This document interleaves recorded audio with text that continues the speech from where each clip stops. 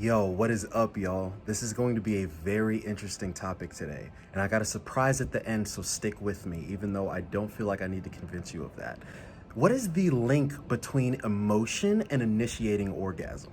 As we all know, society tends to be split in half when it comes to the way that people perceive this concept of achieving orgasm or sexual climax. There are those people who find it to be a rather nebulous thing where they're like, wow, I really don't know what's going on here. I just kind of feel my way through and make it happen. And then there's the other people that just feel like they know everything. Whereas the rest of us know that the people who think they know everything are the ones who don't know shit. And they're the ones who get made fun of when they leave the house. Matter of fact, it usually looks a little something like this. Yo, my dude, by the way, I heard you and Karen went on a date last night, man. What's up? Hey, you closed the deal, bro? Oh yeah, bro. Yo, I killed it, bro. Yo, she was coughing and wheezing, and she started talking in Mandarin. Yo, she's not even Chinese, man. Yo, I killed it.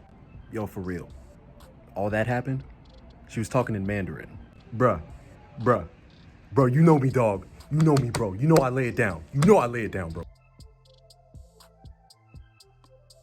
Needless to say, this is a concept that definitely deserves some greater clarity, so let's dive in. Orgasm is defined as the epitome of pleasure. It's produced by this combination of involuntary yet rhythmic muscle contractions within the pelvic muscle. It includes sharp peaks in cardiovascular arousal. It also induces feelings of release, and it's tied to altered states of consciousness as well as a shift in perception as it relates to space and time. Now, when it comes to application, whether that's trying to initiate orgasm in another person, in a partner, or in doing it for yourself, either way, we have to understand the constituents, the primary factors involved in initiating orgasm. There are 4 of them. Number 1 is obviously the anatomy of the body, what areas are being touched and activated. Number 2 is that physical activation. Number 3 is things on the emotional level, and number 4 is cognitive processes, like thoughts and things like that relating to the brain. Oh, quick recap of that because I know I talked fast. Number 1 is the anatomy of the body, know what you're touching and where. Number 2 is the nature of the physical activation,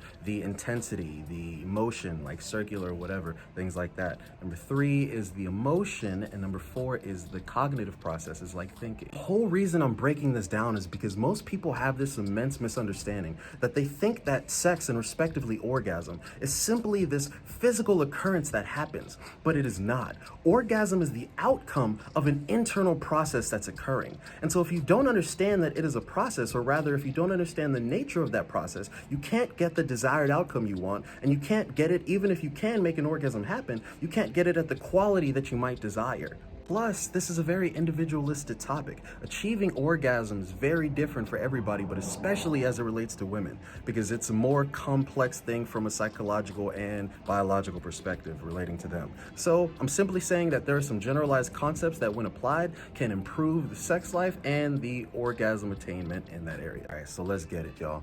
The 2 ways that I want to describe what I'm trying to say is, number 1, by looking at what parts of the body and brain are activated by orgasm and what parts of the body and brain are deactivated by it. And that's going to tell us what we need to apply when it relates to initiating it. So let's start off with what parts are activated. So there's definitely activity within the traditional reward systems. We see that there's activation of the VTA, or the ventral tegmental area. The interesting thing about this is that the VTA is also activated during the heroin rush of an addict, which tells us that there is an immense correlation between emotion and orgasm. Because think about how a heroin addict must feel when they get their hit, when they get their bump again, and they feel that surge through their body. Oh my goodness, the bliss, the euphoria. This is an emotional thing. So it's saying to us, okay, when we look at what is activated during orgasm, we can see that emotion is valuable. So here's the part that carries a lot of value, guys, so hear me out. And sorry that I changed locations, my phone is about to die.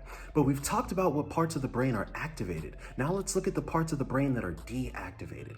Those parts include areas like the frontal cortex, the amygdala, and the temporal lobe. Now this is huge because what it's saying is, number 1, what does the frontal cortex have to do?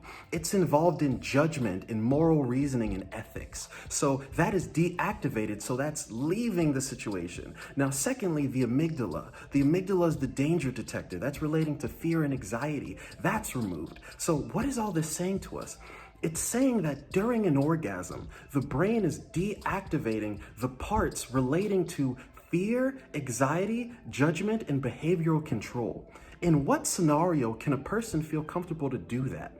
They do that when they feel safe. They do that when they feel that on a mental, emotional, and physical level, there is a safety in which they can let go and be free. Freedom is a vital aspect of achieving orgasm. When I say this is achieved by creating safety, I don't mean that you have to have sex that is boring, that is always in a super safe place. I don't mean that obvious way of safe. I mean, they have to feel psychologically safe. There has to be this psychological feeling that even if I'm engaging in something freaky, even if I'm in, a wild environment, even if I'm doing something that's really taboo, which spontaneity is a major part of orgasm as well. That's another need. But it's saying that regardless of what I'm doing externally, there's a level of safety that I feel psychologically with the partner I'm engaging in. And that is necessary to cause the intensity of that orgasm. The other thing this is saying is, hey, one of the major areas relating to moral judgment and observation and, cognitive high-level thinking, the frontal cortex, that is being deactivated.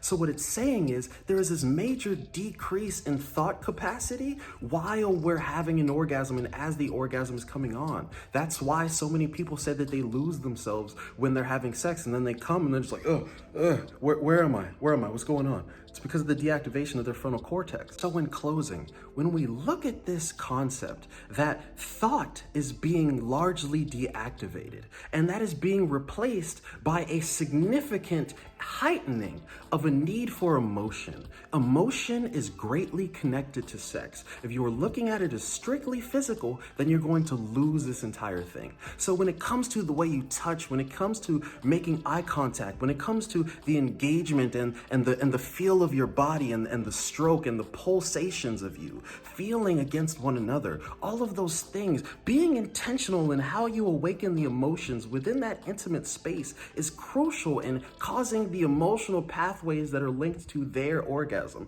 your partner's orgasm. So listen, y'all, this isn't a freaking how-to video, to my dudes who are trying to catch some secret techniques.